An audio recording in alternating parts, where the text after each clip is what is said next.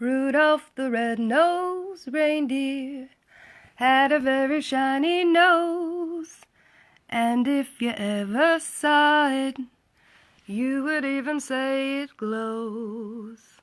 It's almost Christmas. In fact, it's Christmas Eve. It's Christmas Eve, and I'm encouraging you right now to join the cult. Join the cult.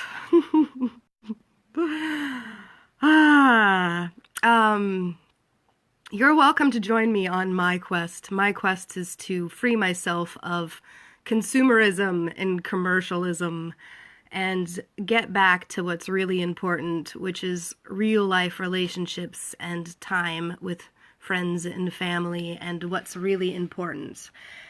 And most of us will agree that money is not the most important thing in life, but at the same time, when you don't have enough money, life is typically pretty fucking sucky, right? We can all agree on that, right? When you don't have enough money, things really suck. Like if you don't have enough money to pay your bills, or you don't have enough money to pay your rent, or it's Christmas time and your kids are expecting Santa Claus and you don't have the heart to tell them that Santa Claus is broke. Yes, it's true, Santa Claus is broke, but so is most of America. I think it's no big secret. Most Americans are broke and drowning in debt. My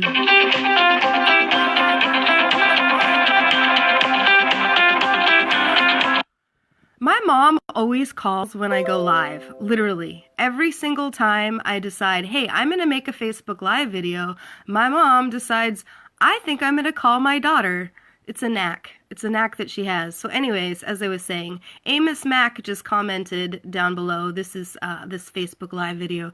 Amos Mack just posted and says, I'm on. Good, Amos. I'm glad that you're on. So, investing is not rocket surgery. I actually wrote notes for this particular live video. Oh yes, I'm prepared. So, should I read it? Should I read you my notes? Dun, dun, dun, dun, dun, dun. This morning, I got a text message from a guy I recently met. I will not say what his name is, just in case I don't even know. Some people are shy. Maybe he wants to be famous, though. Famous Amos, who knows? Anyways, I recently met this guy, and this morning I ran into him in the gym, and I came up and I said hello to him, and he was telling me that he finally got a Roth IRA, and I was like fucking squealing. I'm like, yay, oh my gosh. I was like, you have a Roth IRA, that's so cool. I don't have a Roth IRA yet, but it's on my very recent, like it's on my to-do list, like this coming year, hopefully. So he has a Roth IRA, and then I was like, well, who'd you go through? And he says, Les Schwab.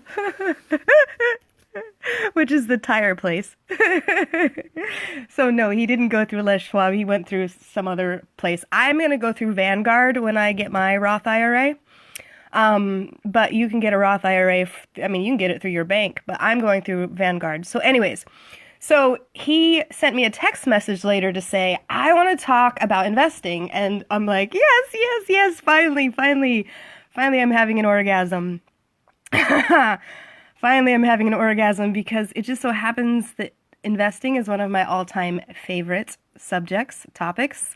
I'm totally geeked out about it, and I'm obsessed with learning. I listen to podcasts and read blogs and follow people that are also obsessed daily.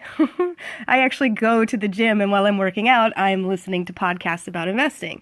So, this is what I can tell you about investing in the stock market. Are you ready for this big epiphany? The less you know, the better off you will be. The less you know, the better off you will be. The stock market is also the simplest path to wealth. Stupid people may actually outperform smart people in the stock market. Dead people may outperform both. I encourage you to do your research, but I will caution you to keep it simple and not overthink things. Right?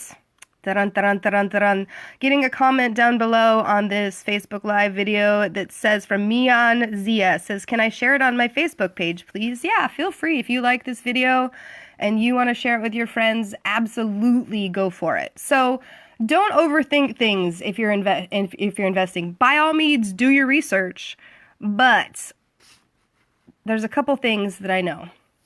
You can't time the market. You can't time the market. And it does what it does. It does what it does. How simple is that? The market does what it does. The market crashes, the market rises. The market crashes, the market rises. When is the market going to have its big, final, horrible 1920s Great Depression crash? Well, the market could crash tomorrow. The world could blow up tomorrow, too. We could also have a great big wall that encircles every country, and so there's no commerce anymore because everybody's locked into their own little continent. Who knows what's going to happen with consumerism in this crazy planet we're living on? But this is what I can tell you. When I invest, I'm going to invest in real estate and index funds. Index funds. I say when I invest. I say when I invest because I'm not ready to start investing yet. I'm still building my emergency fund. Now, you may, if you don't have an emergency fund, you may be wondering, like, how much should my emergency fund be? Well, I would follow Dave Ramsey's advice in this regard, and I would start out with $1,000. $1,000 should be your initial emergency fund, which I have. I have $1,000, which is nice. Then after that, you should pay off your debt. If you're in debt, get out of it quick, especially credit card debt. Get out of debt. Get out of debt, get out of debt. No credit cards. So get out of debt, get out of debt, get out of debt. Did I say that? Okay, good. So I got out of debt. I have my $1,000 emergency fund, but really what I'd like to have is 10 grand buried in the ground before I start feeding the bank. That is what we do, after all. We work to make money to feed our financial institution, especially if we are in debt. Another Dave Ramsey quote that he likes to say all the time that I think he got from the Bible, because Dave Ramsey's a religious dude. He's a religious money guy, which I think is pretty cool because, you know, he references like Bible quotes mixed with money quotes that kind of go together about like what God thinks about money, which I think is really cool. So anyways, the borrower is always a slave to the lender. So before you can have an emergency fund either, you need to get yourself out of slavery. No slavery. So if you're in debt, it's imperative to get out of debt as fast as humanly possible. And Dave Ramsey, again, is a great resource if you are in debt, especially if you feel like you're drowning financially. He has daily podcasts and YouTube videos. I listen to him regularly, but I've also evolved in my financial planning. I stumbled upon the Afford Anything podcast hosted by Paulo Pant. And I will tell you that Paulo Pant is a must listen to if you are serious about investing.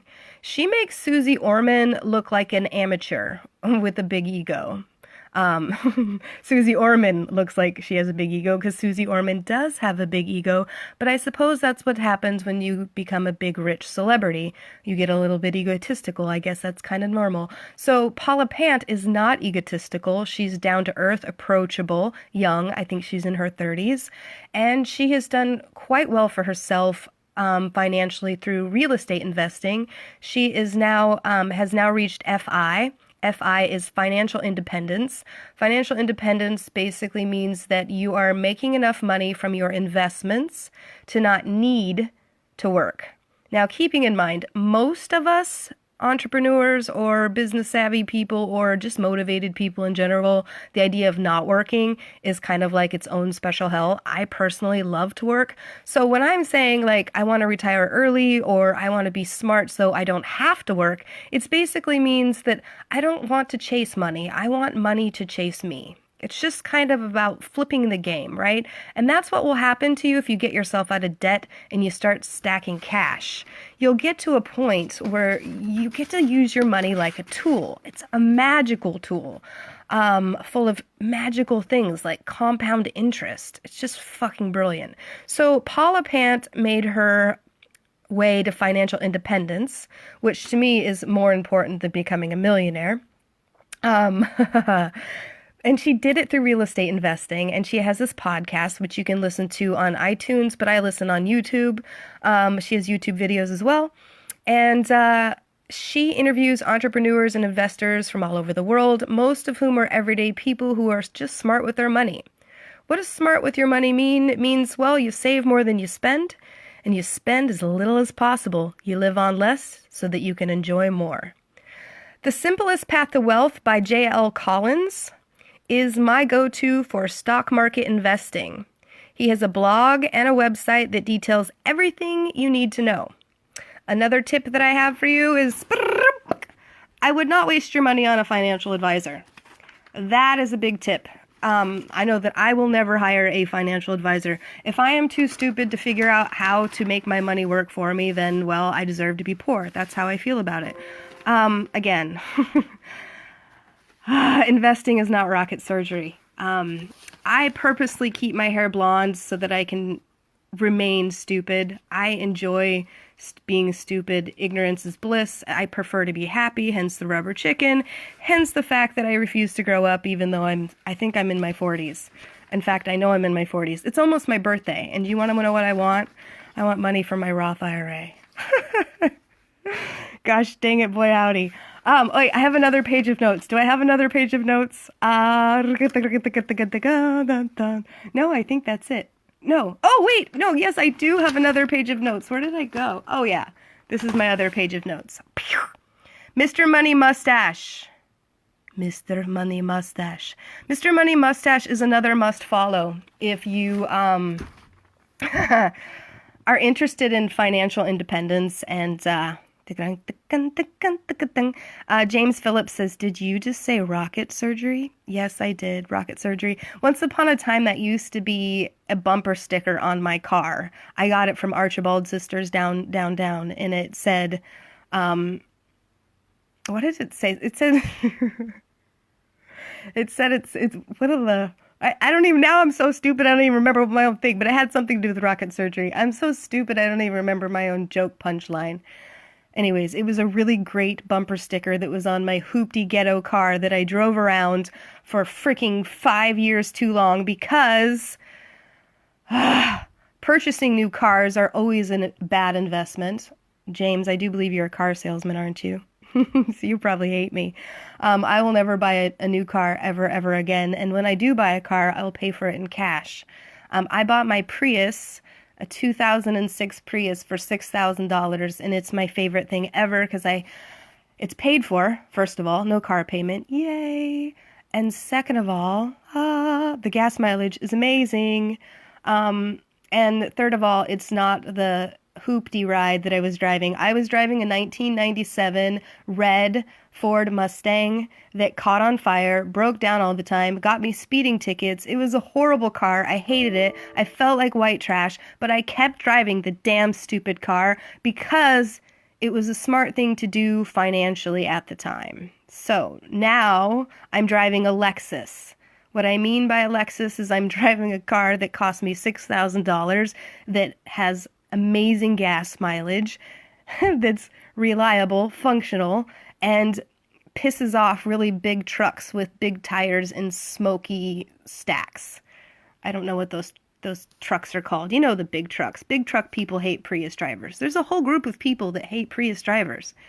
But then again, I'm sure car salesmen will probably hate me. But then again, I don't need to sell cars, so it's all good in the hood. Jan is looking for you. On that happy note, this is the end of this live video. Happy Christmas Eve to you all. The life you live is a choice. May your day be filled with smiles. I hope that I gave you some good resources. Good resources. Dave Ramsey is a good resource for investing. The Afford Anything podcast by Paulo Pant is fabulous. Mr. Money Mustache. And then, of course, The Simple Path to Wealth by J.L. Collins. Oh, also, The 4-Hour Work Week by Tim Ferriss. Great. So on that happy note, I hope you have a lovely, excellent, beautiful day. And if you love this video, absolutely, feel free to share it on your wall. I'll also be posting it on YouTube. Yes, I do have a YouTube channel.